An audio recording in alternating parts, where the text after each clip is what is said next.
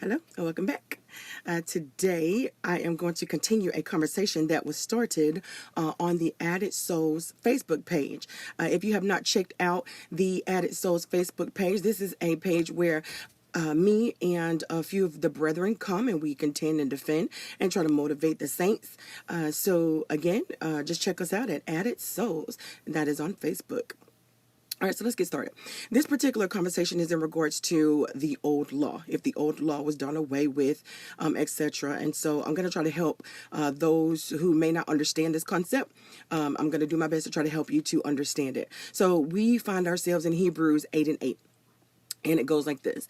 For finding fault with them, he says, behold, the days come, saith the Lord, when I will make a new covenant with the house of Israel and with the house of Judah. Now, this is a illustration, if you will.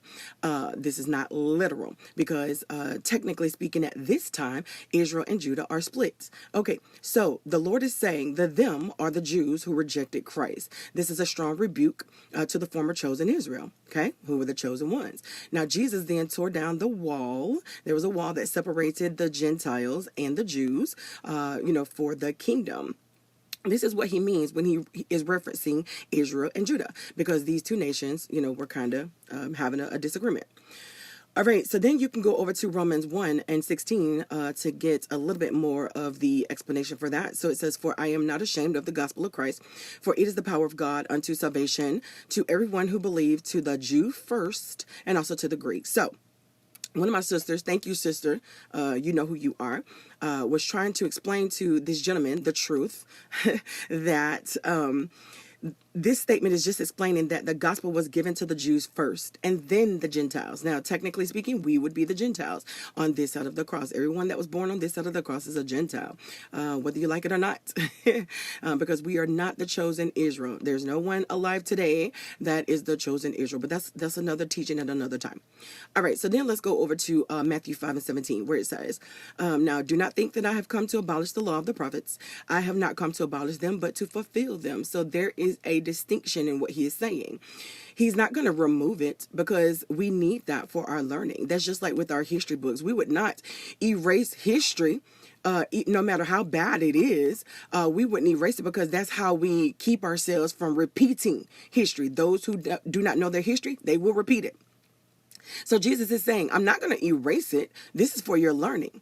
Okay, but I'm going to fulfill it. So you are not amenable to it. You are not active under it. You are not to pledge allegiance to it. None of that. Fulfilled means completion, no longer active. It has ran its course. Most people, where English is our first language, we understand that concept. But you can look in the lexicon if you want to get a better understanding for what fulfilled means in the Greek and, in other languages. Okay. So then we go over to 2 Corinthians 3:6. Now, this is what Jesus is saying through a letter from Paul.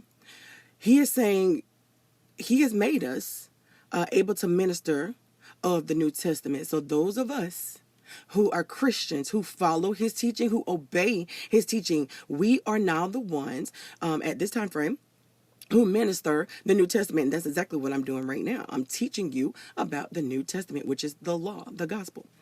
Not of the letter. The letter was the Old Testament, but of the Spirit. For the letter kills, but the Spirit gives life. Now, Jesus himself says that if you want to worship him, you must do so in spirit and in truth. So therefore, he is the Spirit. He is the one that gives life. He is the one that can forgive sins, abolish them, get them out of the way to remember them no more.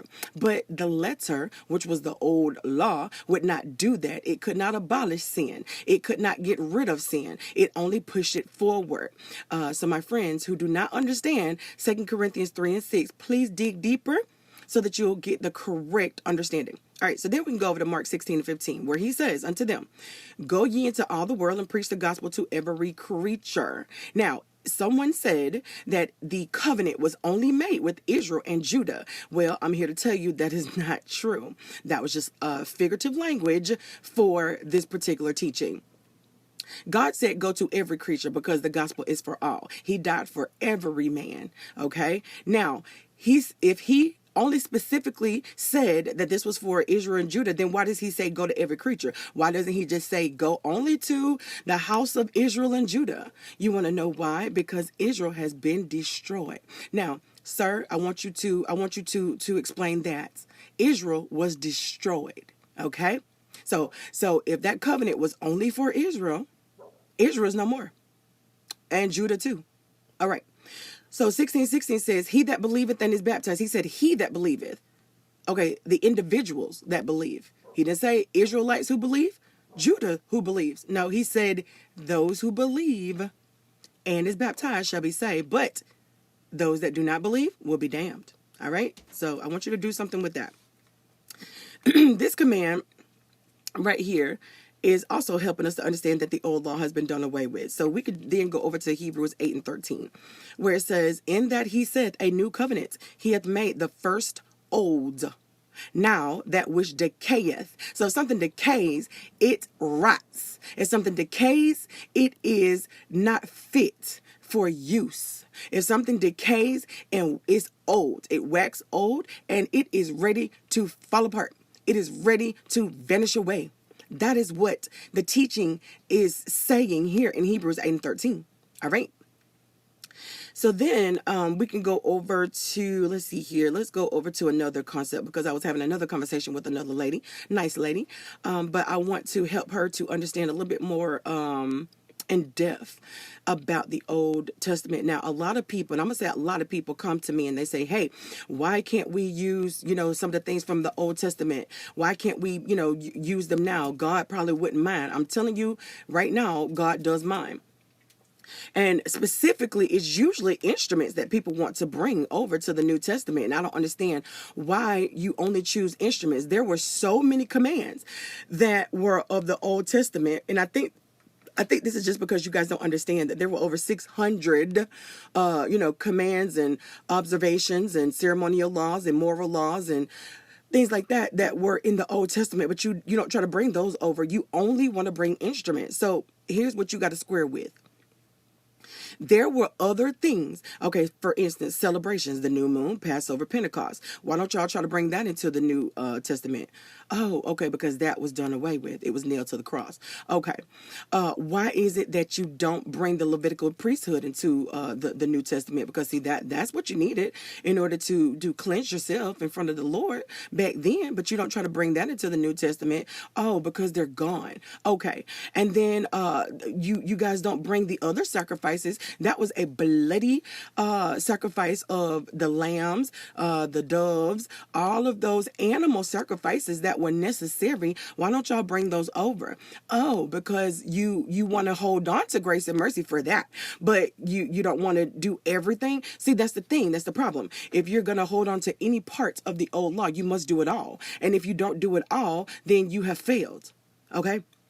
So you got to be real with yourself. You got to deal with this. There was a huge change between the Old and the New Testament. First of all, Jesus was not reigning on the throne in the Old Testament. So a lot of the principles that are coming from the New Testament, you can't take them back and you can't remove them from the New Testament. All right. So now that Jesus is reigning on the throne, we have to understand that there are new laws.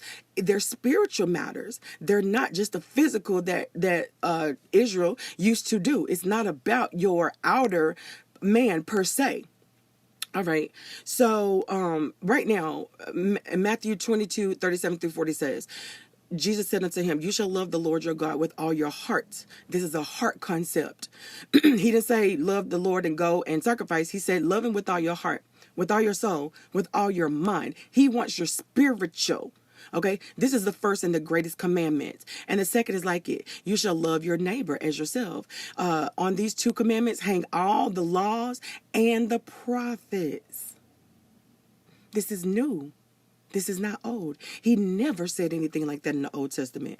So, again, we cannot use instruments in worship to Jesus. He does not want them. He knows exactly what he wants. He said exactly what he wants. Why is it that in these days, if I tell you, hey, I only want chocolate ice cream, why is it that I don't have to tell you, don't bring me vanilla, don't bring me strawberry, don't bring me cherry, don't bring me, why do I not have to do all of that? Because you understood that all I asked for was chocolate. So Jesus told us what he wanted. He doesn't have to tell us what he doesn't want. Do you know how long that would take for him to specify what he doesn't want? Oh my. Why isn't it enough that he could just say, hey, give me this? And that's it. I love you. Think about that. Bye.